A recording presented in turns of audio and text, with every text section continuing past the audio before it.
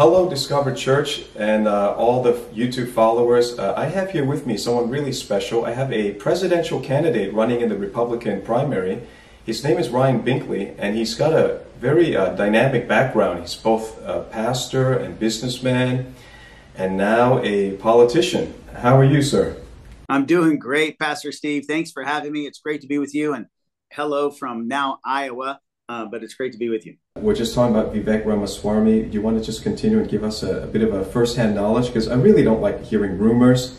I want to hear first-hand knowledge from people, and you've had to, rub shoulders with him. And Christians ask me, is it okay to have a Hindu president?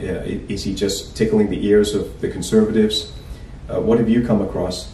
I would say this: something's right and something's wrong. Like, for instance, I know him a little bit. I've spoken next to him several times, and I'm going to be speaking next to him again soon. I really believe that things he's saying just to tickle the ear of the far right.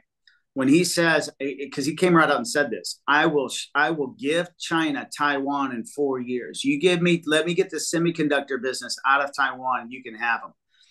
And now he comes back when Sean Hannity called him out on it. He's like, no, I didn't say it that way. He basically says things and then he backtracks. And so, at the end of the day, it's not good that we just say, hey, Taiwan is a democracy. Taiwan has 3 times the wealth as per capita as China does.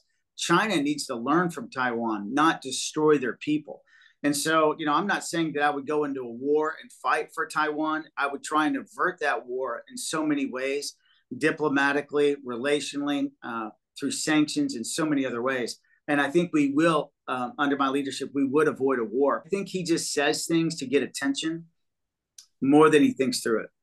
I always try to give people a chance, but there's more and more evidence that people need to hear, and people are asking me, so I like to hear firsthand information. Another thing that I heard that I don't appreciate is that he tried to scrub his Wikipedia page of all of his connections with George Soros and Paul. I think the brother is Paul Soros. I mean, if that's a clean connection and it's a strange one, you shouldn't try to scrub it. No. Do you know anything about that? Yeah, he received a large scholarship from the Soros family.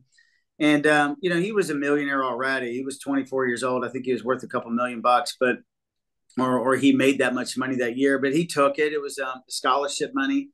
I don't know that that's as big a deal as scrubbing it is. He was young. He was 24.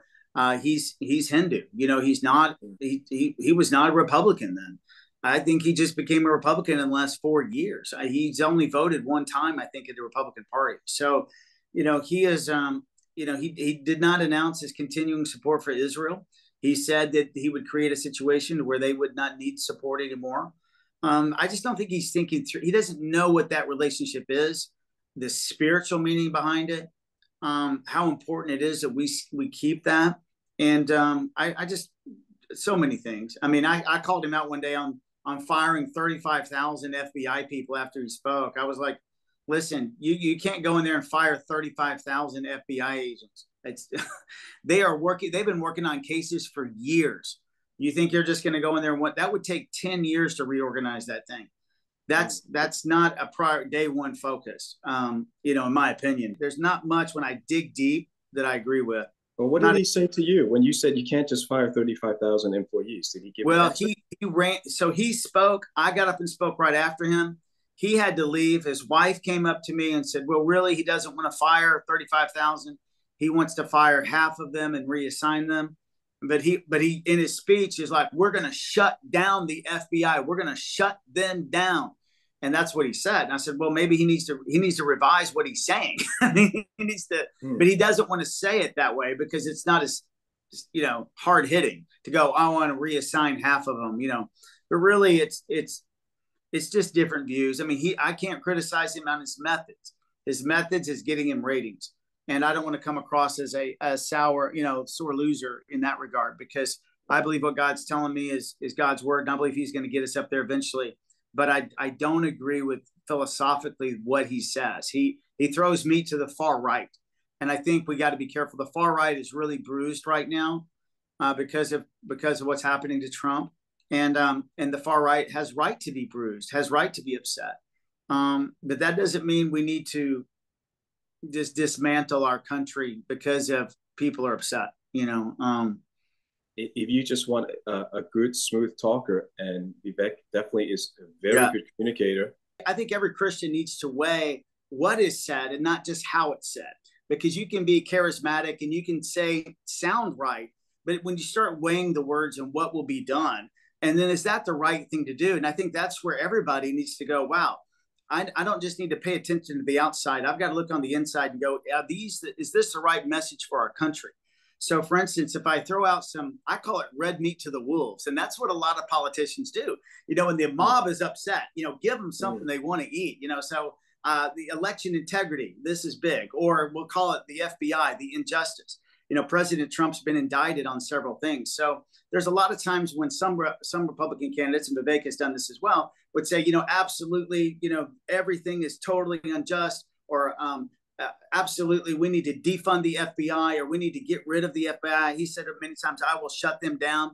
Then he retraces back and says, well, no, what I'll do is actually reassign half of them. We'll let half of them go.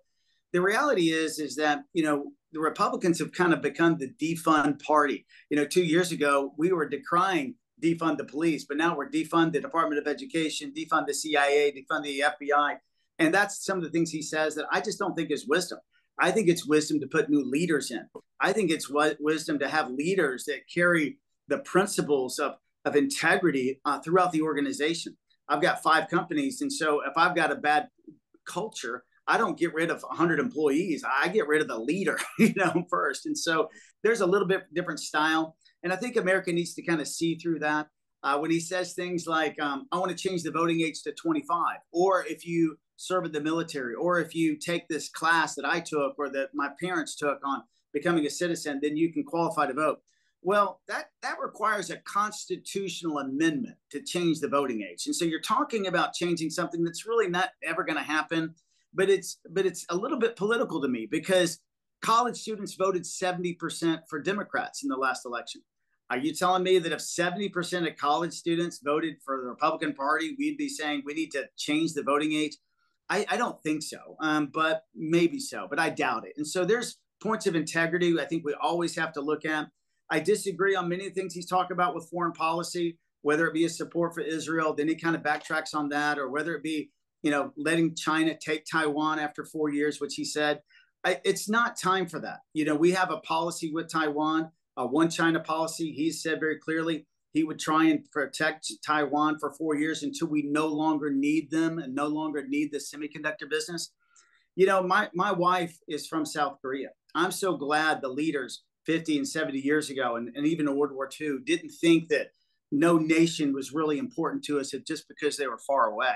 So we are a nation that I believe should stand for freedom. I think every believer needs to weigh this in, ask God, what is the wisdom? What is the heart of God? God, what are you saying?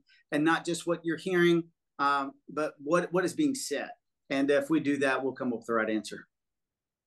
Well, thank you for that. Thank you for your perspective on this candidate.